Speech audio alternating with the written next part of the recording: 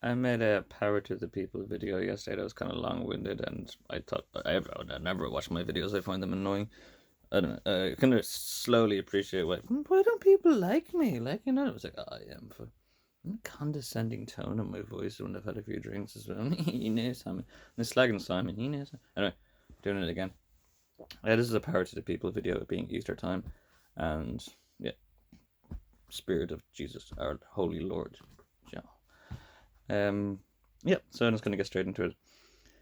If you are on social welfare for 10 years, you will accumulate this deficit that you will never be told about.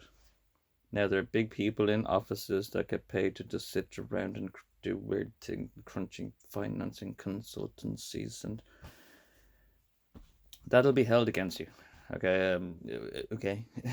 But it gets worse than that. There's loads and loads of these very written but unspoken debts. And it's a weird Republican kind of way to keep a lot of people in places. And, in Ireland, it's all the Gardaí and the farmers who are the only people who could afford property. The only people who could afford property back in the day were the police.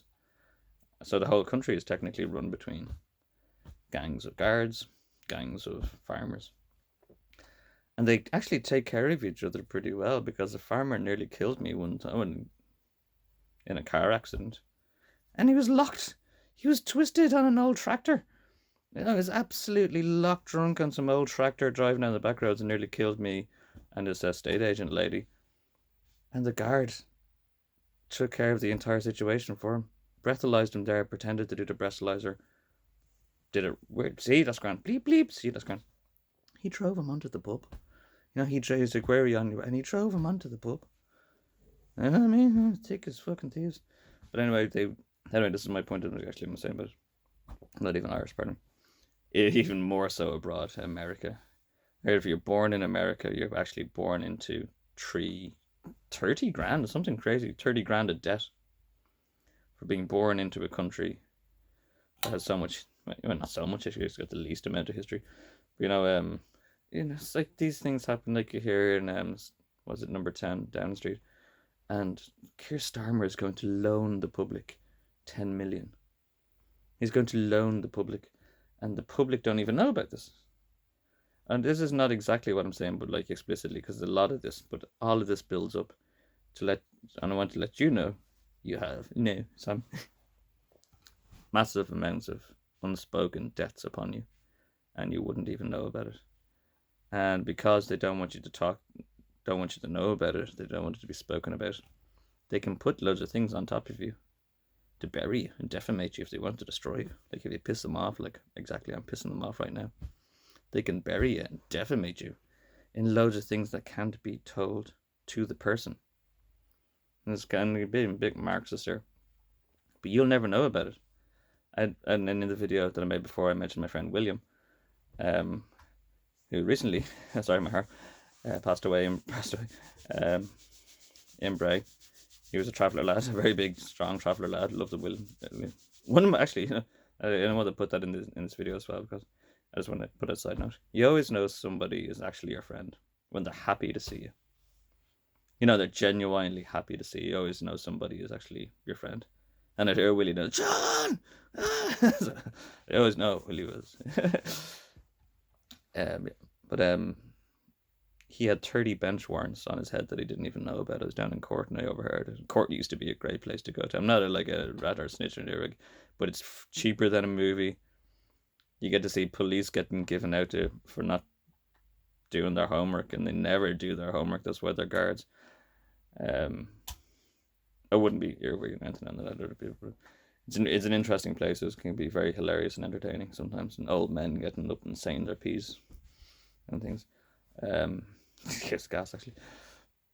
And you see some of the nicest people in court. It's like, what are you doing here of all people? And the system fails. But he had 30 bench warrants out of his head, and he didn't even know about it because he didn't have a post box or a place to receive post. And the Gardaí knew that he had this convenience/inconvenience that he didn't have a post box or post address and doesn't get his post. So they just lashed loads of warrants on him. Or maybe, other things as well, like, just get a letter and whatever. So, and he had 30 warrants on his head. I do want to do another side note. No, I'm rambling now, but if you don't appear in court when you're supposed to be in court and you don't even know about it. And actually, once a guard told me you don't need to be in court tomorrow, but I went anyway to be sure, and surely I avoided a bench warrant. And even the judge said, "No, you are supposed to be here." I was like, "Yeah, well, he actually rang me last night and said you're grand there tomorrow. You don't need to turn up just to get a bench warrant on me." If a guard executes and successfully executes a bench warrant, they get like 9 grand or something. So I wouldn't be surprised. Some weird if it goes very successful. They just successfully and without any violence. I said, "What do you mean violence?" Without any madness, because it's technically like cowboys going out and bringing them back in for warrants. There was an old lad there. It might have been a DUI. He seemed like a gentleman.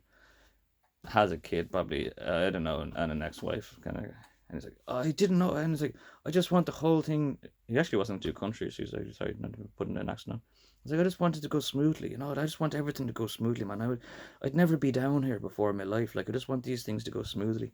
And he had a bench warrant because he failed to turn up in court. He didn't know about it. Maybe an address problem. And the police, the fucking Garda, sorry, yeah, no, sorry, was like, "Right, well, the first thing we'll do then to keep everything running smoothly is we'll execute the bench warrant while you're here." And he's like, "Yeah, whatever you think's best." And the lad that got bench warranted is a criminal. He is a criminal, technically a criminal conviction, and the guard executed the warrant, just got a nice salary for a very smooth execution of a bench warrant. Like going off out into the mountains and bringing them back in Australia, you know what I mean? And I just saw so heartbroken. I didn't want to say anything, but he was such a nice, compliant, and friendly old man. And the guard just, I appealed the bench warrant once and I got away with it. But anyway, some lad was laughing at me. He said, "You can't appeal them." I was like, "Yeah, just watch me appeal them." I was like, "I live in a ditch." Yeah, I live in a ditch, and I was here. Anyway. Yeah. So what I was saying, this power to the people thing is, sorry, pardon me, sidetracked again. I've no memory since they forced the police actually forced these fucking nerve agents. I don't know. Power to the people.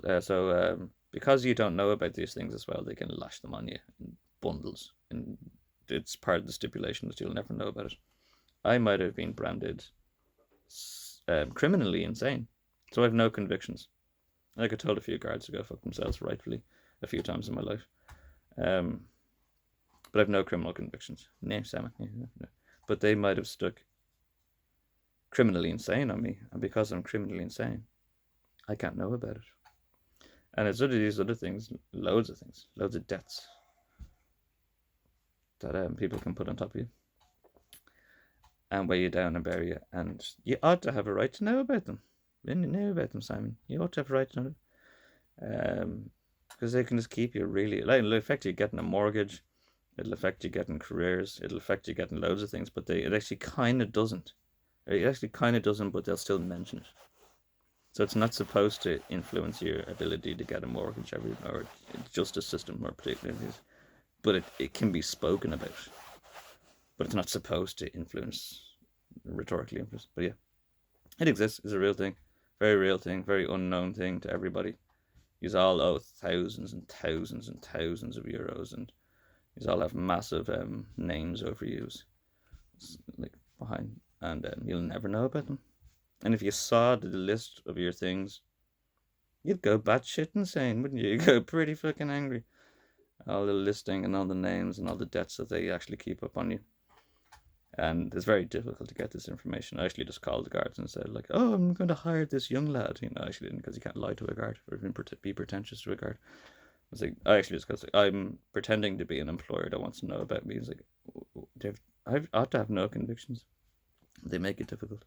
Very, very, very difficult. And even your solicitor won't be too compliant or helpful in letting you know the details. There's a great amount of confidence in the system that most solicitors will take before the person in any event. And in saying this, I do like the defense attorneys.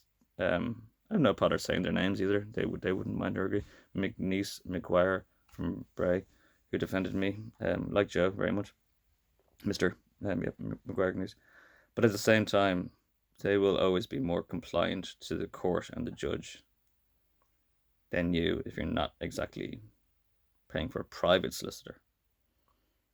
They're very nice people. They keep everything going. They keep the whole thing, the show running, and keep everything from turning to mayhem.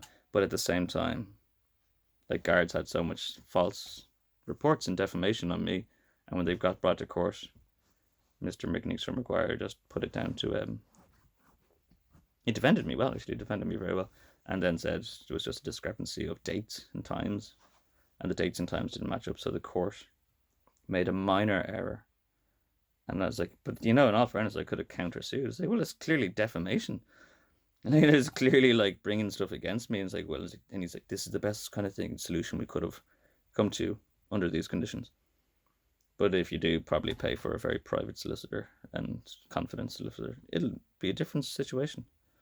Nothing against Mr. McNeese or McGuire. They are trying to keep the whole show going. They're trying to do what's best for everybody, and keep the courts out.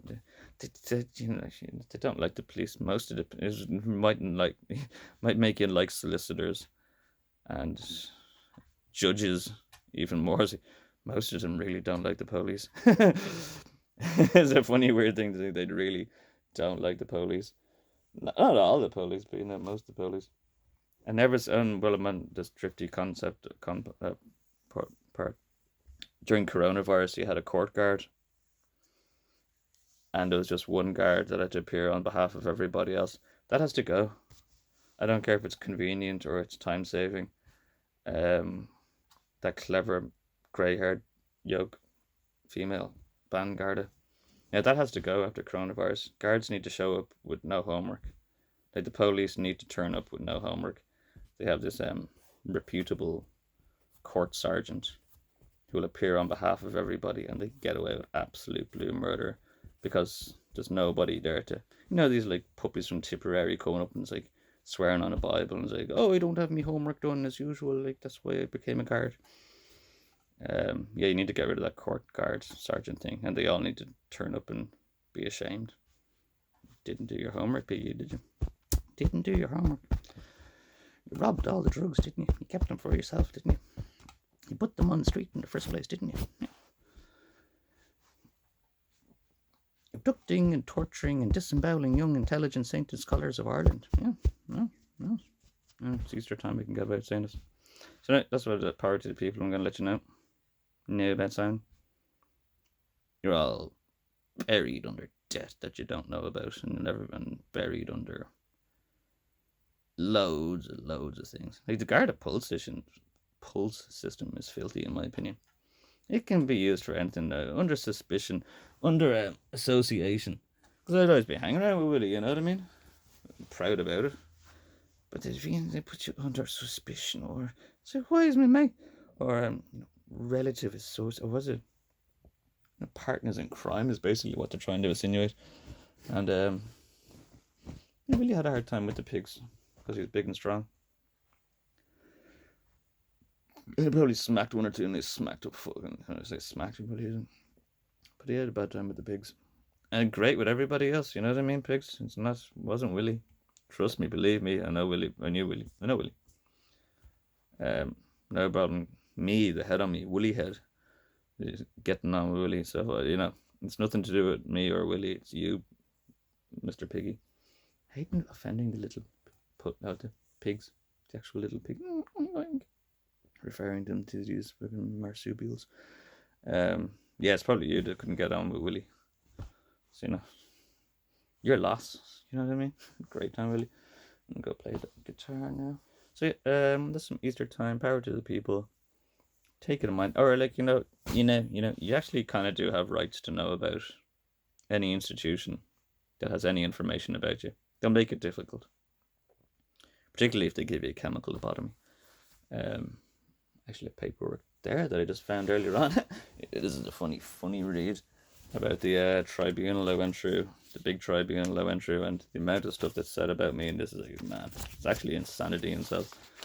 Some lad even said it to me, and he was like, if he's insane, like, just insane people are outstanding, and so are genius people are outstanding. Oh yeah, I want to fucking get a load of this. But anyway, there's a massive dossier about 2 inches, 3 inches wide, based on me. These quacks trying to make a living. And you want to see some of the stuff.